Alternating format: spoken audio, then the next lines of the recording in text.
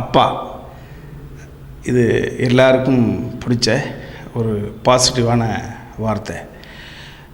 ஒவ்வொரு மனிதனுக்கும் முதல் கதாநாயகன் அப்பா. எவ்வளவோ உறவுகளை பற்றி, எவ்வளவோ சமூக விஷயங்களை பற்றி, எவ்வளவோ அறிவியல் சார்ந்த படங்கள், எவ்வளவோ புராணம் சார்ந்த படங்கள் வந்தாலும் கூட ஏதோ ஒரு விஷயம் மட்டும் இன்னும் சொல்லாமல் விட்டு போயிருந்துச்சு. அதுதான் அந்த அப்பா. உலகத்தில் நம்ம அம்மாவை தெய்வம்னு சொல்கிறோம், அதில் எந்த மாற்று கருத்துமே கிடையாது. ஆனால் நம்ம எத்தனை பேர் அப்பாவை நம்ம சரியாக புரிஞ்சுருக்கோம்? அப்படி சரியாக அப்பாவை புரிஞ்சுக்கிட்ட பொழுது அப்பா உசுரோட இருந்திருக்காரா? இல்லை, நிறைய பேருக்கு இல்லை. அம்மாவை யாருமே விமர்சனம் பண்ண மாட்டோம், ஆனால் அப்பாவை நிறைய கேள்விகள் கேட்டிருக்கோம். இந்த அப்பா என்பவன் இந்த குடும்பத்திற்காக வெளியில் போயிட்டு தனது மேல் அதிகாரிகள்கிட்ட, அதிகார வர்க்கத்துக்கிட்ட, முதலாளிகள்கிட்ட ஒரு கூலக்கும்பிடு போட்டு அடிபணிந்து சுயமரியாதையை தள்ளி வச்சு மற்றவர்களோட கோபத்தையெல்லாம் வாங்கி சகிப்புத்தன்மையோடு இந்த சமுதாயத்தில் வாழ்வதற்கு காரணம் என்னென்னா இந்த குடும்பம், இந்த மனைவி, இந்த குழந்தைகளை, குறிப்பாக குழந்தைகளை அடுத்த கட்டத்துக்கு கொண்டு வர வேண்டுமே என்ற ஒரு பொறுப்புக்காக. ஆக இந்த தந்தையாகப்பட்டவன் வெளியில் எவ்வளோ தியாகங்கள் பண்ணுறான் அப்படின்றது வீட்டில் இருக்கிற குழந்தைகளுக்கு தெரிவதில்லை. அதனால தான் தாய்க்கு அடுத்து தந்தையை வைத்திருக்கு, தந்தைகிட்ட கேள்வியும் கேட்குது. இவன் ஒரு பருவத்திற்கு 22 வயசு அல்லது 25 வயசு இன்னொரு இடத்துல வேலைக்கு போகிற பொழுது ஷாக் ஆகிறான். ஆஹா, இப்படித்தானா நம்ம அப்பாவும் ஒவ்வொரு இடத்துலையும் போயிருப்பார், தலை குனிஞ்சிருப்பார், சங்கடப்பட்டிருப்பார். அப்படி அவர் நினச்சி பார்க்குற பொழுது அப்பா இருக்க மாட்டார். அந்த அப்பாவை பற்றி சொல்லக்கூடிய ஒரு கதை.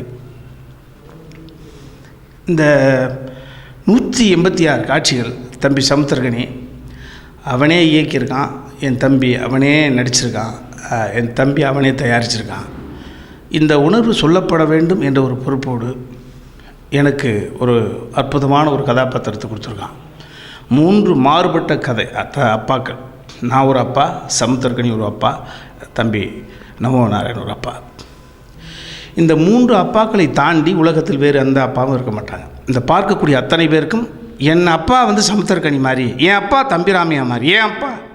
ஸோ இந்த உணர்வை நிச்சயமாக உங்களுக்கு அப்படியே இழுத்துட்டு போகும். 186 காட்சிகள், ஒருத்தர் கூட செல்லு நீங்கள் தொட முடியாது. அந்த அளவுக்கு ஒரு கதையில், ஸ்க்ரீன் பிளேயில் அவ்வளோ அழகாக பண்ணியிருக்கான் தம்பி சமுத்திரகனி. இந்த படத்தில் நடித்தது எனக்கு பெரிய பாக்கியமாக நினைக்கிறேன். அது இந்த படத்தை பார்க்குற பொழுது உங்களால் புரிஞ்சுக்க முடியும். ஒரு நவரசம்னு சொல்லுவாங்க.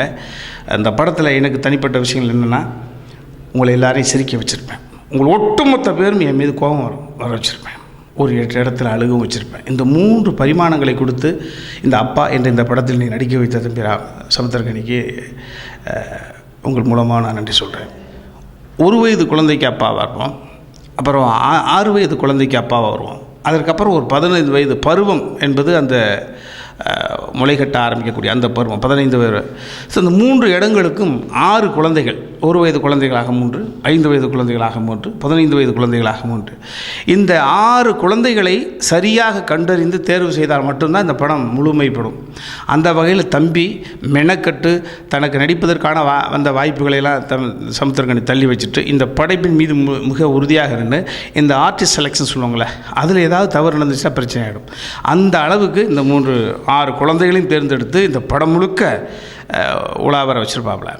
அந்த குழந்தைகள் நடிக்கிற பொழுது, இப்போ எனக்கு குழந்தைகள்லாம் வளர்ந்துருச்சு, ஏன் குழந்தைகள் 1.5 வயசு இருந்த பொழுது எப்படி இருந்துச்சு, 6 வயசில் இருந்த பொழுது எப்படி இருந்தது, 15 வயதாக இருந்த பொழுது எப்படி இருந்தாங்க அப்படின்னு என்னால் ரீகலெக்ட் பண்ணி அவங்களோட ட்ராவல் பண்ண முடிஞ்சது. இதில்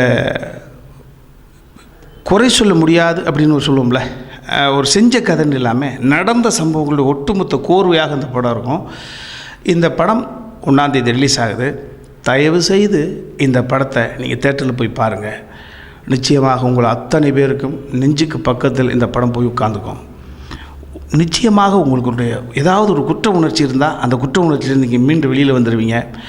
உங்களுக்குள் ஏதோ ஒரு தேடல் இருந்திருந்தால் அது இதுதான் அப்படின்னு புரிஞ்சுக்கிட்டு குழந்தைகள்கிட்ட அனுபவசப்படுத்த ஆரம்பிச்சிருவீங்க. தயவுசெய்து பிள்ளைகளே அப்பாவை காதல் செய்யுங்கள், அப்பாக்களே பிள்ளைகளை புரிந்து கொள்ளுங்கள். இது படத்தை முடிச்சுட்டு வெளியில் வருகிற பொழுது உங்களை அத்தனை பேருக்கும் புரியும். அப்பா தேட்டரில் பாருங்கள்.